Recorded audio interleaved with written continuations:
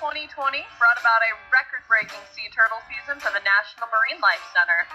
We experienced so many firsts, from our first grade sea turtle patients to our first time seeing over 200 sea turtles in a single season. National Marine Life Center treats endangered Kemp's Ridley, loggerhead,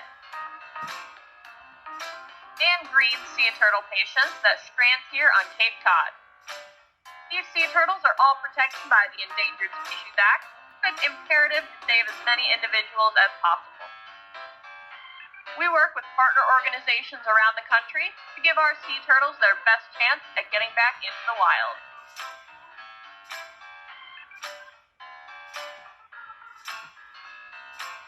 Sea turtles can potentially strand any time of year from injuries or illness, but most sea turtles commonly strand on Cape Cod from October through December due to an event known as cold stunning. Cold stunning happens because sea turtles are ectothermic poikilotherms. Ectotherms are animals whose bodies release heat instead of retaining it the way mammals do.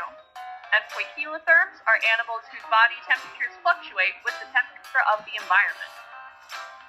As water temperatures decrease in the fall and winter months, the sea turtles become cold stunned. The sea turtles that come to NMLC for triage care have body temperatures as low as 45 degrees Fahrenheit, while their optimal body temperature is right around 75 degrees Fahrenheit. Cold stunning is harsh on a sea turtle's body because it slows down metabolic processes and inhibits its mobility. This combination of lethargy and limited mobility increases the sea turtle's risk of predation, illness, and injuries from being tossed around by the waves. Cold stunning is common in Cape Cod due to the area's geographical shape, unusual tide cycles, and drastic onshore winds. This combination does not bode well for sea turtles that are just trying to reach the Gulf Stream for a southern migration before the fall and winter months arrive. Climate change can also exacerbate this issue by changing tide patterns in ways that do not coincide with the sea turtle's normal migration patterns. Staff and volunteers at the Mass Audubon Wellfleet Bay Wildlife Sanctuary patrol the beaches all over the Cape once the water temperature starts to drop. The staff and volunteers are incredibly dedicated and will patrol the beaches throughout the winter months until the cold stunning season is over. As they patrol, they are able to collect cold-stunned sea turtles that have washed up on shore. After collection, the sea turtles are transported to various triage facilities.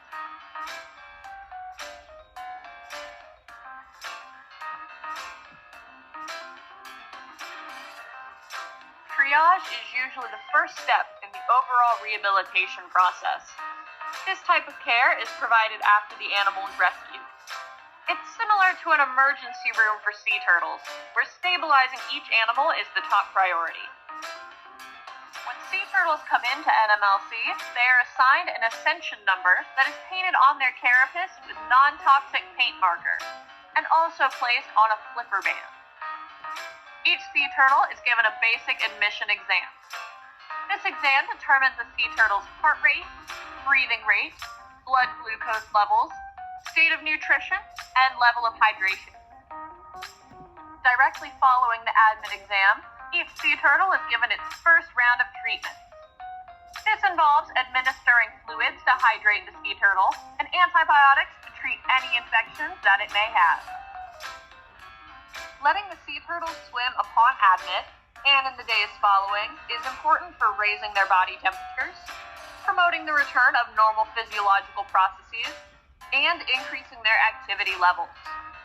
The goal is to raise each sea turtle's body temperature by about 10 degrees each day, taking them from 45 degrees Fahrenheit up to their normal 75 degrees. Raising the temperature all at once would be dangerous for the sea turtles, so it's important that this is done in increments. For the 2020 triage season, our sea turtles progressed through 3 different swimming setups, with a different pool designated for each day. In between swims, the sea turtles were kept in a temperature-controlled incubator to keep their body temperatures from rising or falling too quickly. The temperature in the incubator was always set to match the water temperature of the pool. In normal years, this process of increasing the sea turtle's body temperature would take place over 5 days instead of 3, but the high volume of sea turtle patients made it necessary to expedite the process. Day 1. This setup contains a freshwater pool kept at 55 degrees Fahrenheit, which helps in raising the sea turtle's body temperature to the first temperature increase, also at 55 degrees.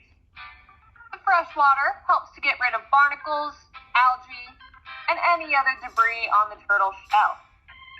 Since this is the first day of swimming, it's usually limited to 10 to 15 minutes, depending on the sea turtle's ability. The sea turtles often need to be stimulated at first to encourage swimming. Staff and volunteers hold each sea turtle in the water until it's ready to start swimming on its own. This way, if the sea turtle isn't quite ready to swim yet, it still has the support it needs to stay near the surface in order to breathe. The safety of the sea turtles is our top priority. Staff and volunteers act as sea turtle lifeguards that can help the sea turtles come to the surface if necessary, or pull them from the water if the exertion proves to be too much. The first pool is shallow because the sea turtles are very weak at this point, and swimming in shallow water makes it easier for them to reach the surface for breathing. The first day of swimming provides animal care and veterinary staff insight as to how impaired each sea turtle is, which can help determine what care we will provide going forward. If the sea turtle cannot swim at all or becomes tired within just a few minutes, the care team knows the sea turtle will need more intensive treatment going forward. Day 2. This setup includes a saltwater pool kept at 65 degrees Fahrenheit. The sea turtles get a longer swim in here, often ranging from 30 minutes to an hour if they are doing well. This helps to raise the sea turtle's body temperature up to 65 degrees Fahrenheit. This pool is also quite a bit deeper than the one from the first day. The sea turtles are closely monitored to make sure that they are still surfacing regularly in this deeper pool. Day 3. This saltwater pool is kept at 75 degrees Fahrenheit, which matches the optimal body temperature of the sea turtle. It is also the deepest pool, allowing the sea turtles to dive so that staff can gauge how the individuals are progressing and if they are able to reach the surface and breathe regularly. The goal at this point is to have the sea turtles swimming 24/7. They are monitored closely for the first couple of hours to make sure that they can handle it. If they become too tired, you simply get a break and try again in the big pool later. During the 2020 season, NMLC admitted a total of 216 sea turtles. This is the most we've ever had on site. However, our long-term rehabilitation capacity is about 30 sea turtles, depending on the species and the size of the animals. But once most of our triage sea turtles are stable, they are transported to other facilities around the country for secondary care. Transporting so many sea turtles takes a lot of organization and cooperation between NMLC and partner facilities. Transport can involve vehicle trips where volunteers drive sea turtles to other facilities. They can also involve pilots volunteering their time and their planes to fly our sea turtles across the country. 2020 saw an unusual sea turtle season for two major reasons. More sea turtles than ever before were rescued on Cape Cod, and many rehab facilities were forced to limit the number of patients they could care for because of staff and volunteer restrictions put in place to slow the spread of COVID-19. To make up for this, facilities that don't normally partake in the season were called on to help by taking sea turtles into their care.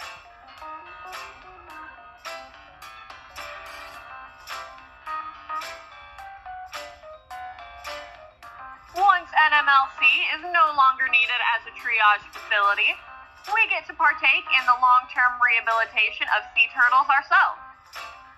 Rehabilitation can take anywhere from just a few months to over a year, depending on each patient's situation. Our end goal is to release as many sea turtles as possible back into the ocean. Cape Cod waters stay pretty cold throughout the spring and early summer months, so any sea turtles that are healthy enough for release around this time will be taken down to warmer southern waters and returned to their ocean home.